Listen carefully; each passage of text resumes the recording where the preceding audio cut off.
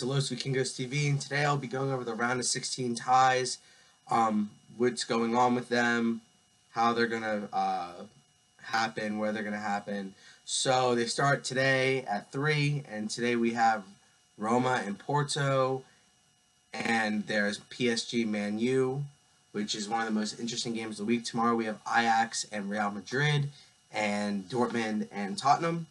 And then next week on Tuesday we have Liverpool, Bayern, and I believe it's Man City and Schalke. No, wait, Man City, Schalke on Wednesday. So Man City, Schalke on Wednesday, and Atletico Madrid and Juve are on Wednesday. And then on Tuesday it's Lyon and Barca, and Liverpool and Bayern Munich on Tuesday. So the way that this works is they play two legs, and they go aggregate. Away goals counts as pretty much an extra goal if you're tied. So the teams will play this week, and they play again in March. And the teams that play on Wednesday will play on Tuesday, and the teams that play on Tuesday will play on Wednesday. So the first game that I'll look at will be the Porto and Roma game.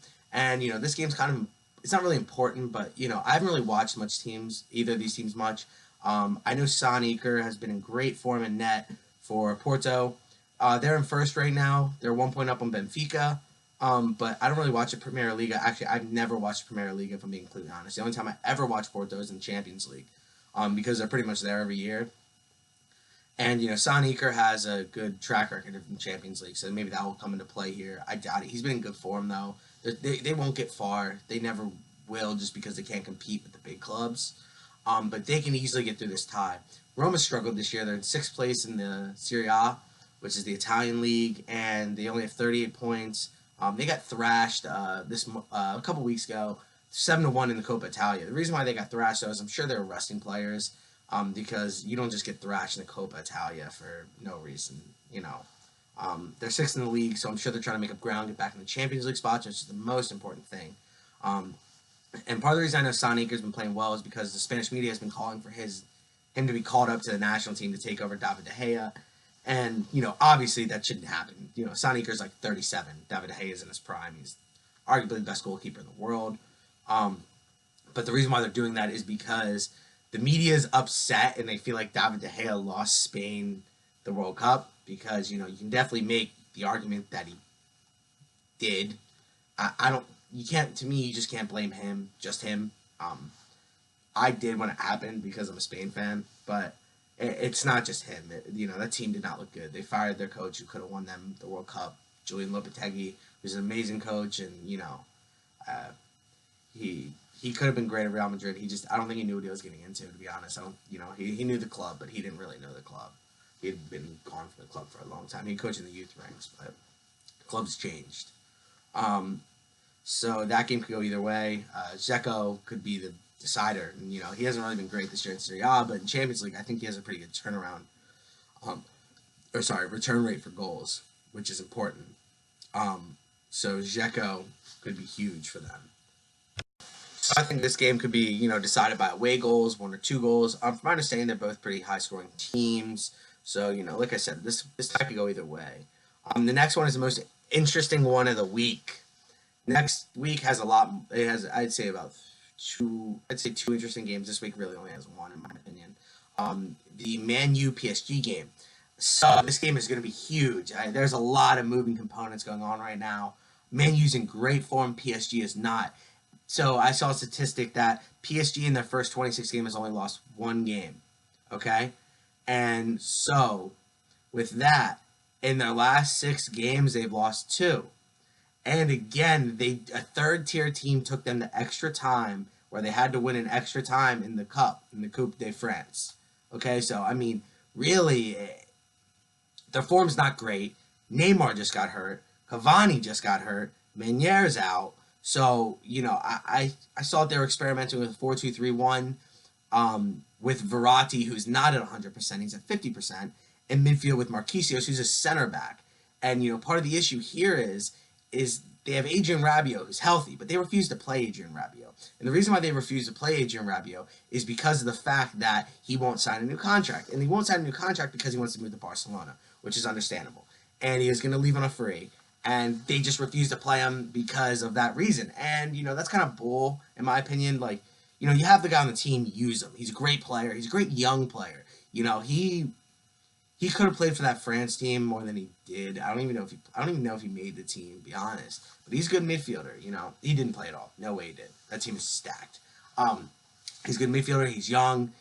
He's gonna play at Barcelona a little bit. You know, I'm sure they'll move on from Vidal or something.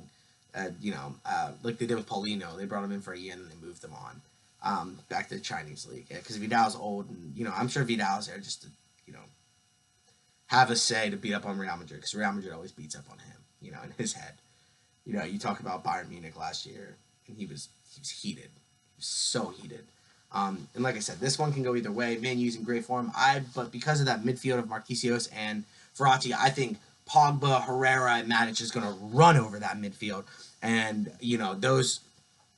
I think they could probably keep him in line, especially with Buffon in net, which is huge. But De Gea is in net for Man U, so, you never know what you're going to get about De Gea.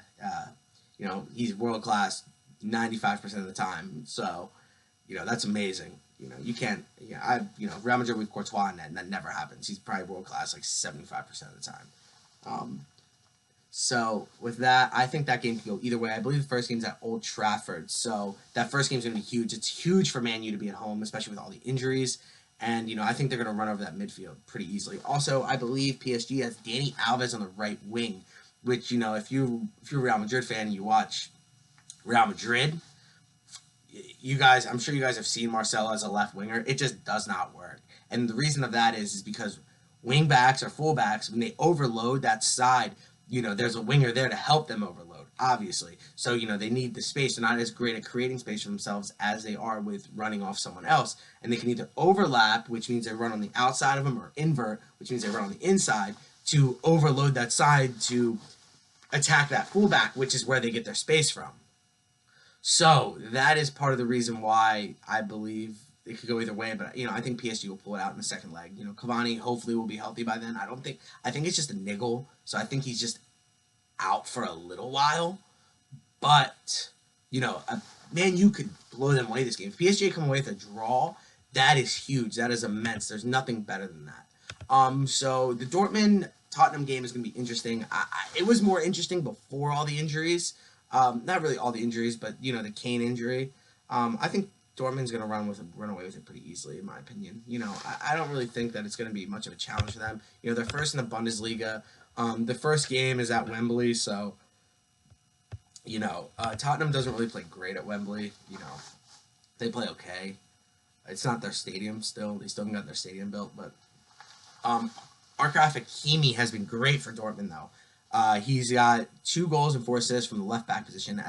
As some people may know, he is actually on loan from Real Madrid, and he's a right back, and they have him playing as an inverted left back because he's right-footed. Favre is getting amazing results out of him. He's been the best fullback in the Bundesliga by far. And part of the issue could be here, but also with Kane being out, Marco Reus is out for Dortmund, but Tottenham didn't buy anyone, so they still have the same squad they've had year before.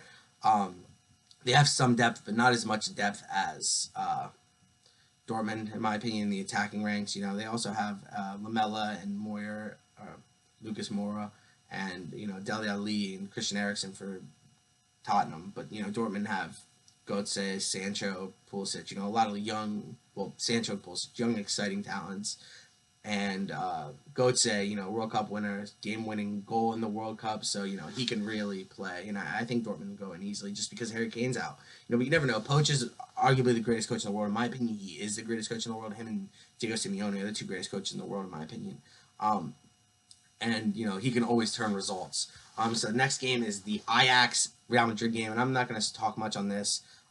Because I'm a Real Madrid fan and I'm obviously really biased. I think we should go through. I think it's going to be tough, though. I'm nervous about it because, our season's fluctuated a lot of peaks and valleys. I mean, more valleys than peaks, though, in my opinion, for as big as a club as we are. But I hope he goes with a BBA of Bale, Benzema, and Asensio, because I would love to see Vinicius and Vasquez get a rest because, we got to play Ajax again and Barcelona twice.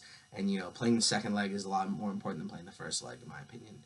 Because, you can put out a good squad today or tomorrow. And, you can sit like Modric and put in Ceballos. You can still get a dub. And, that's the most important thing is getting a dub. Especially away. Getting away goals is a key to winning any tie, which is why I prefer to play away first. if you look at, for example, the Wolfsburg game from a few years back with, we were down 2-0, and then that was a win. We didn't score any, and then we had to not let up any goals at home, and then score three, which Ronaldo did, and that was huge. We won that game, and we went on to win a Champions League final that year. Um, so yeah, that's huge. The next game that I'm talking about is the Lyon Barcelona game. Let me think if I. Oh yeah, for Ajax. So I don't really watch Ajax much. I don't watch the Eredivisie much. I know they run a 4-3-3 or a 4-2-3-1, according to my friend who he's Dutch, so the team he likes is Ajax in the Eredivisie. Um, so I think De Jong is out. De Ligt and Geelong are obviously the two best players. They're being linked everywhere. De Ligt's their captain, and he's 18, which is insane. I would love, if I was an Ajax fan, I would love that. I'd be like, look at this guy. Like, he grinds. Like, at 18, he has this leadership value. He has these leadership qualities, which are huge for any club. But I'm sure he'll get moved on for soon. Someone's going to come in and buy him because, he's a great talent. De Jong is already gone. He's going to Barcelona. I think it was like 80-some million euros, like 89 or something like that. So insane amount of money. Barcelona just keeps spending and spending and spending. But their form's been down since start of the year, while Real Madrid's has been up. Benzema's been the best forward since the start of the year, which is immense for Real Madrid because someone's got to replace Ronaldo's goals. But they lost to Feyenoord, I think, like 6-2, which that's getting smacked. So I don't know how they're going to play. They have a talent, throughout their 11. They have very good players, and I'm sure they're going to show up to play. But when you play the European champions and the kings of Europe, you're coming for a game. You're going to war, and you're not likely to win that war. That battle. Like, you're most likely not going to win when you have to play Real Madrid.